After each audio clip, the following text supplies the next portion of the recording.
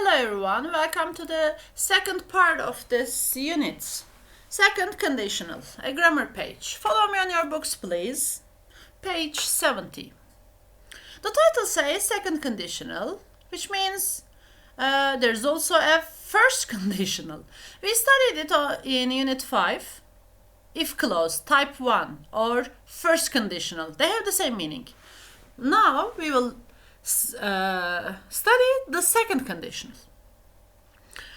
Let's start with the dialogue. Read and listen to the dialogue. Who do you agree with more, the boy or the girl? Lesson 7b, Exercise 2. What are you doing?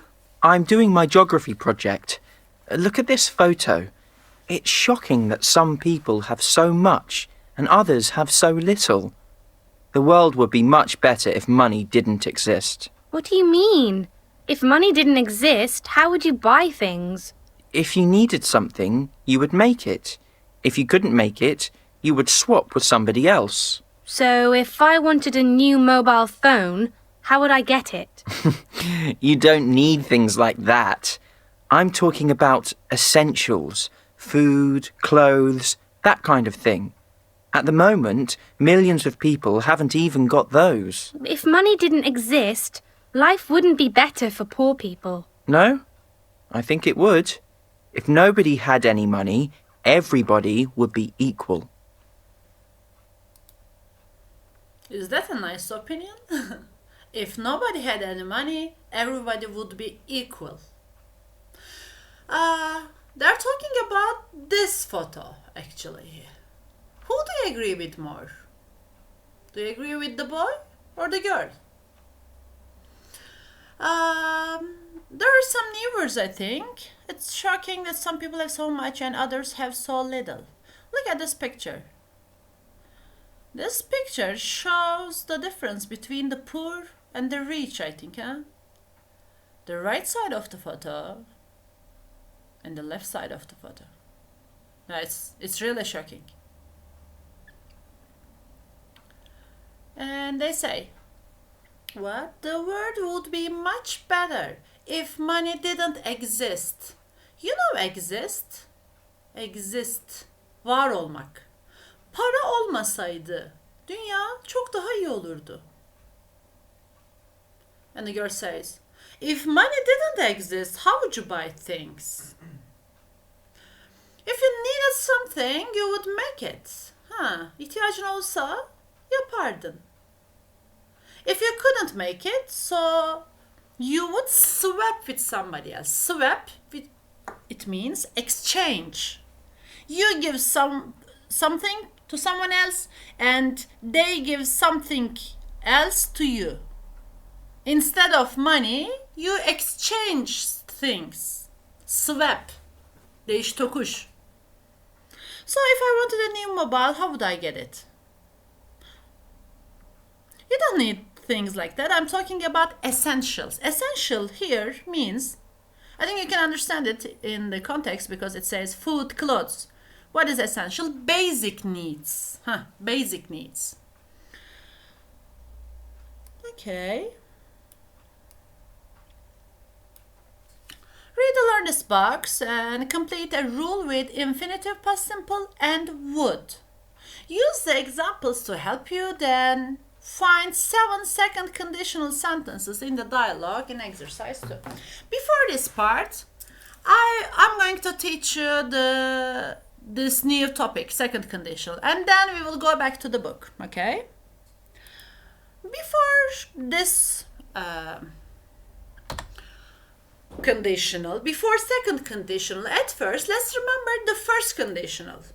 As you remember, we studied it in Unit 5, first conditional. I was teaching that class at school in front of the whiteboard. First conditional. Also, we can call it if clause type 1. If I study, I will pass my exams. Let's remember. If I study, I will pass. Or I will pass my exams if I study. we can see simple present, yeah, in if part, and future simple in the main part. So we use it to talk about possible situations and their consequences in the future. Possible situations diye yazmıştım o zaman da tahtaya. Mümkün olan durumlar. Çalışırsam geçeceğim gibi. Ve onların consequences demiş burada. Sonuçları. Evet, çalışırsam işte gelecekte geçeceğim sınavı. And affirmative, negative and interrogative forms. If I study, if I don't study. If I study, will I? And the other chains in the subject. If he studies, if he doesn't study. Okay. You remember we studied it before? And now, let's start with the second conditional, this time.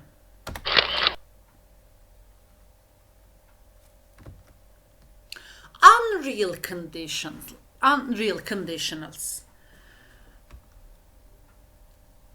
What would you do if you had a lot of money? Where is you here? What would you do?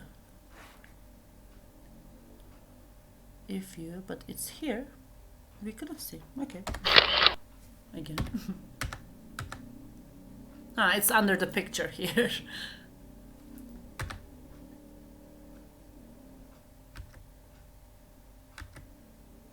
So what would you do if you won the lottery?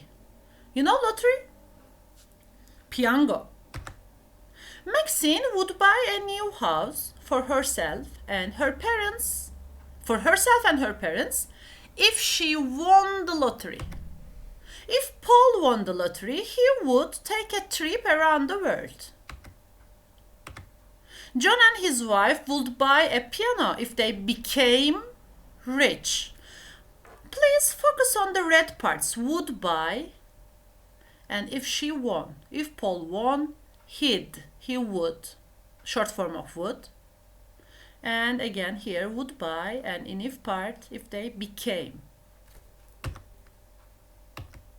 We use unreal conditionals in English to talk about a situation that is not real, but that we imagine. What does it mean? If I had $1 million, blah, blah, I would, blah, blah.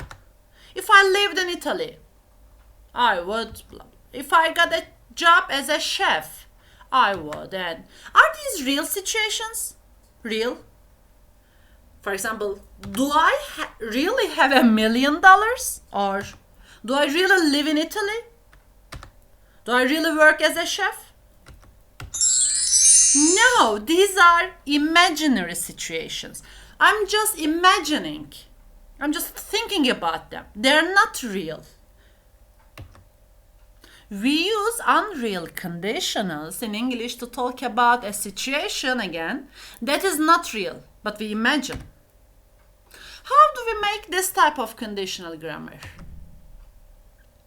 If my friend asked me for money, I would lend it to her. Thomas would be happier if he got a less stressful job, or speaking English would be easier if you practiced more frequently. After the if, use which tense? Simple past. In the other clause, in the main part, use would plus verb 1.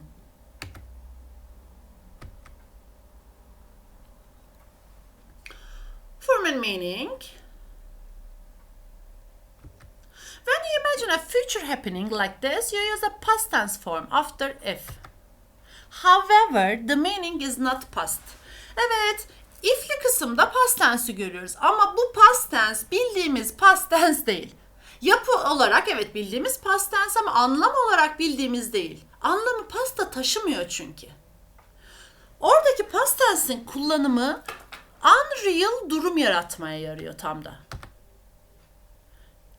If I moved to a big city, I would sell my car. İşte taşınsam satardım. The meaning here is not past tense. I didn't move away and I didn't sell my car. Okay? Taşınsam diye imaginary diyoruz ya, işte tam da hayali bir durum. Hani possible type 1'den farklı olarak type 1'de possible bir durum vardı. Mümkün olan bir durum vardı. Geniş zamanı kullanıyordum o yüzden. Ama burada mümkün değil. Gerçek değil. Sadece hayal ediyorum. Past tense'ın kullanım amacı burada o hayali olduğunu, imaginary olduğunu tam da göstermek. I'm imagining a future possibility. Şu an için gerçek değil. Gelecekte bir işte ihtimal üzerine konuşuyorum ama past tense'i kullanıyorum. Evet, biraz karmaşık gibi görünüyor ama hiç değil. Yani past tense'in yeni bir kullanımını gördük. Yapı olarak aynı past tense, anlam olarak future possibility anlatan, şu an için imaginary olan durumları gösteren bir past tense. Notice that you can start these sentences with the if clause or with the would clause. Evet, aynısını if clause type 1'da da demiştim. Cümleye if ile de başlayabilirsin. Main clause'la da başlayabilirsin diye. If Martha moved abroad, she would learn another language. Evet, taşınsa öğrenirdi. Or Martha would learn another language if she moved abroad.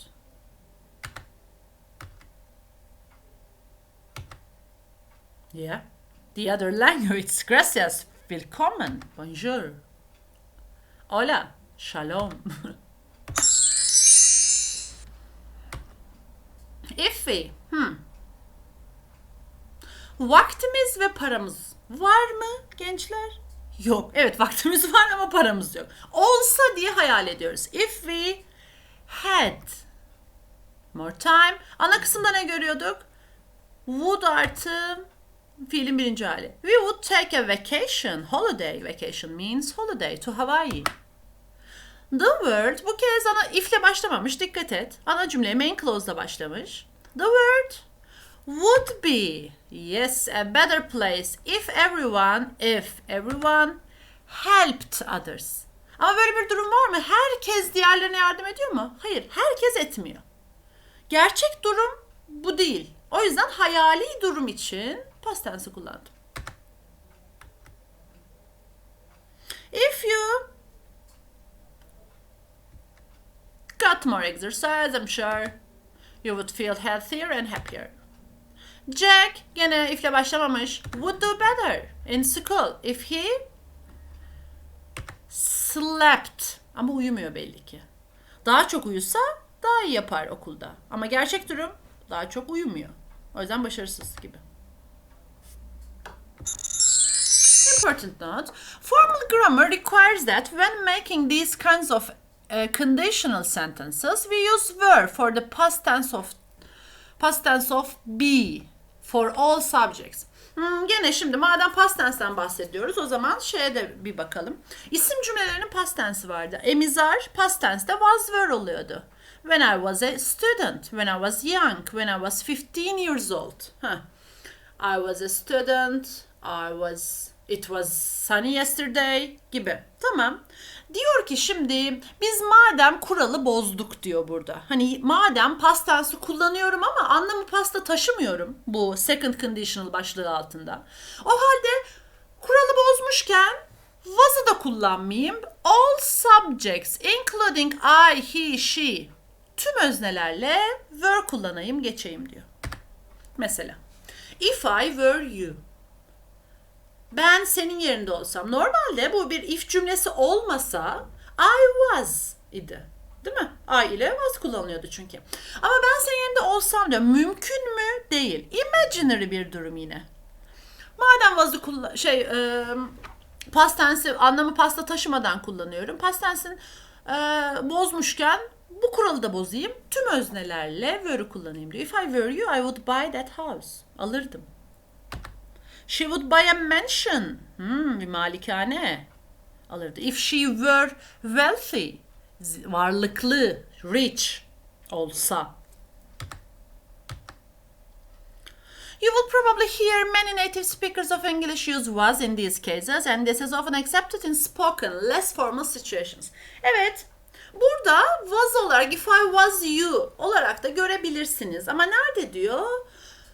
Spoken, konuşma ya da less formal situations. Daha az işte formal, resmi olan durumlarda. Yani yazı İngilizcesi kuralın bozuk halini kabul ediyor. Konuşma İngilizcesi kuralın olması gereken halini kabul ediyor enteresan şekilde.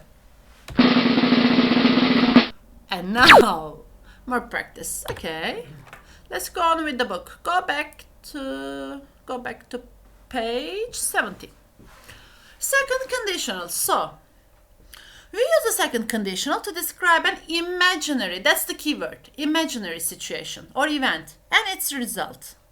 If shops didn't exist, var olmasa dükkanlar, we would buy everything online.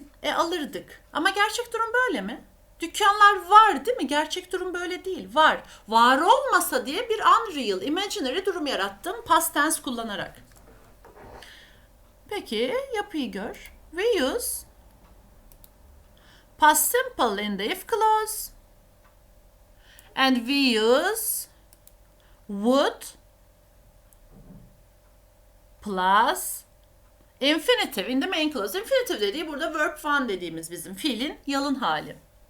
We can put the main clause first. Evet, yer değiştirebiliriz demiştik zaten. I would buy you a present if I had enough money. We use could to mean would be able to. It's also the past simple of can. Şimdi hep işte yönerge kuralda diyoruz ya, if'li kısımda past tense, ana kısımda would'u kullanıyoruz. Could'u da kullanabilirsiniz diyor. Can'in past'ı olan, hani past ability olan can. Yapardım değil bu kez anlam. Would'daki anlam yapardımdı. Could'daki anlam yapabilirdim. Ne gibi? If I won the lottery, gene aynı PowerPoint sunumdaki örnek üzerinden örneğe benzer gidersek. Kazansam I could stop work. Çalışmayı kesebilirdim, bırakabilirdim.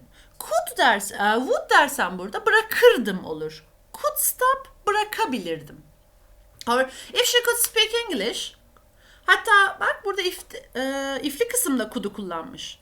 If she spoke English dememiş. If she could speak, konuşsa değil, konuşabilse. She would get a job in the USA. Yani could'um can'in pastı olan could, ability anlamındaki could kullanımı hem if'li kısım için hem main clause diğer taraf için mümkün diyor. Peki, page 130 please. Second conditional, match the two halves of the conditional sentences. Please match them. 5 and ABCD. Match them, please. Which sentences are true for you? You can pause the video here. I'm showing the key. If I won the lottery, C. I would buy a new house for my parents. Kazansam alırdım. I would feel bad. Kötü hissederdim. If my best friend was cross with me. Bana sinirlense, cross, ha? Angry. Bak mesela burada ne demiş? Was demiş. Yani az önce PowerPoint sunumda ne demiştik? Spoken English'te mümkün. Ama kuralın bozulmuş hali esas were kullanımı. Bunu da göreceksiniz.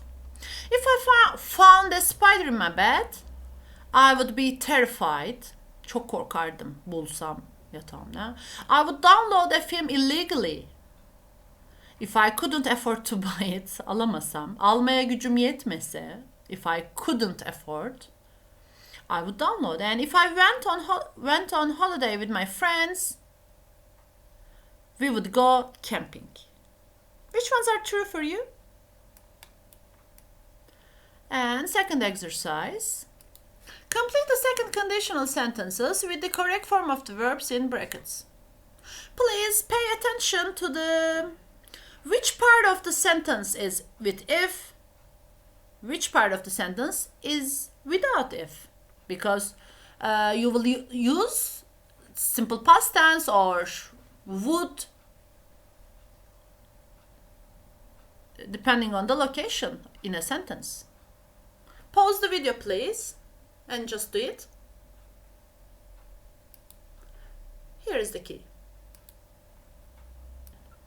I would do more homework if I spent t at the end, which means simple past form.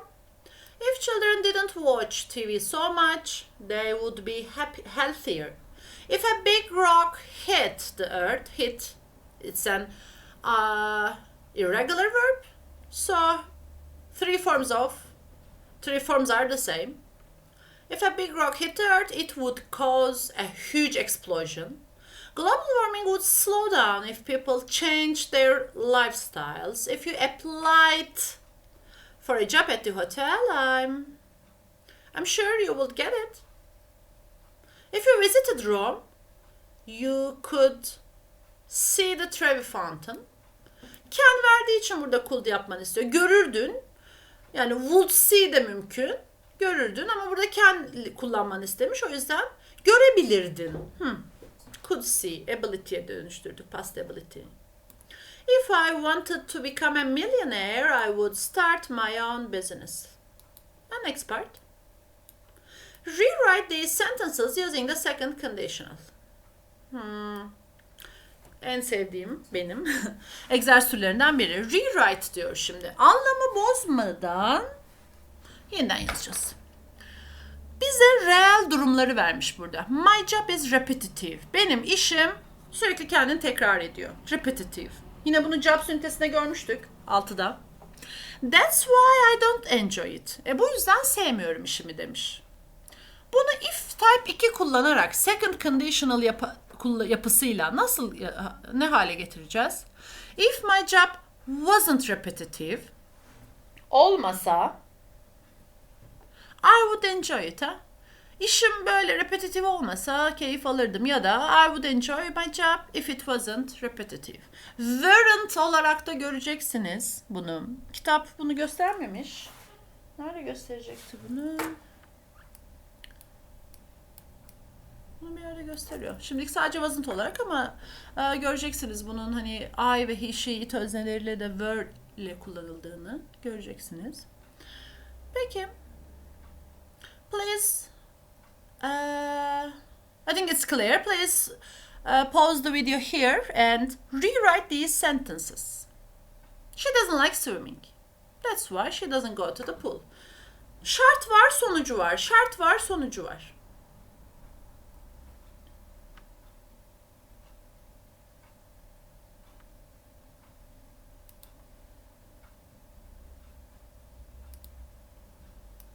Şimdi sevmiyor. She doesn't like swimming. Gerçek durum bu. That's why she doesn't go to the pool. Bu yüzden gitmiyor havuza. Sevse giderdi haline gelecek. If she likes swimming, she would go to the pool or she would go to the pool if she likes swimming. Gene gerçek durumu vermiş. Gayet gerçek durum. Present tense ile verilmiş. Unreal'ı past'a dönüştüreceğiz. Nasıl? He doesn't earn a lot of money. Çok para kazanmıyor. That's why he doesn't rent an apartment on his own. On his own, alone. By himself. By himself, sorry. If he earned a lot of money, he would rent an apartment on his own. Bir de olumsuzu olumluya da çeviriyoruz. Çünkü niye? Unreal yapacağız ya. Para kazanmıyor. Real durum bu. Unreal'da kazansa diye hayal ediyorum. The Louvre Museum is crowded. If it wasn't crowded. Bak, weren't burada göstermiş. Gördük mü? Key'de göstermiş. Weren't crowded. That's why atıldı. Çünkü elimde ben if var artık. If'le bağladım. Bu yüzden bağlacına ihtiyacım yok. I would like it. Gene olumsuzdu. Sevmiyorum. Gerçek durum. Unreal durum. Severdim. We won't go on holiday this year. Gitmeyeceğiz. Gücümüz yetmiyor. We can't afford it. O zaman gücümüz yetse giderdik değil mi? We would go on holiday this year if we could afford it. And I don't understand my homework. That's why I can't finish it quickly. Oops. If I understood my homework, I could finish it quickly. Let me show it. If I understood my homework, I could finish it quickly. And complete the second conditional questions with the correct form of the verbs in brackets. Do it, please. Here's the key. What would you do? Ne yapardın ana cümle. If you were. Gördük mü? Were'e döndü. If you were outside in a thunderstorm.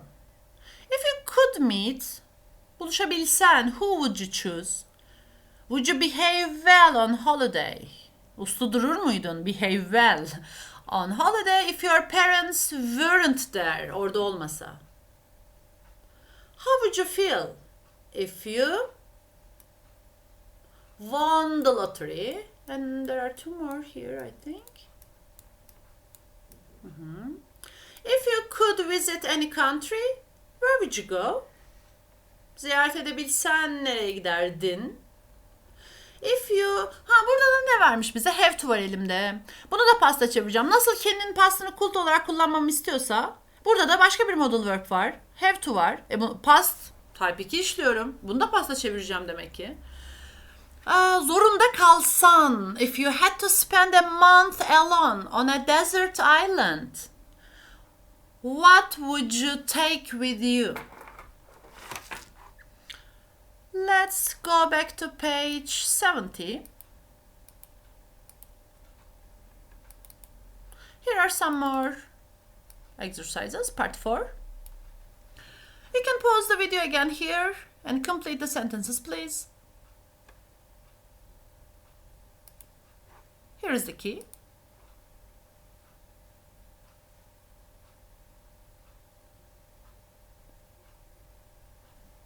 Sorry, there are 2 jobs you have to do here. Match them and then complete them. Yeah.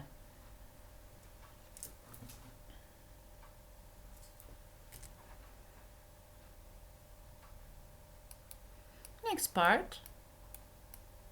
Complete the money tips with the second conditional. Use the correct form of the verbs below. Swap yeni öğrendik. Diyalogda geçiyordu. Exchange dedik. Değiş tokuş. You know the other verbs here.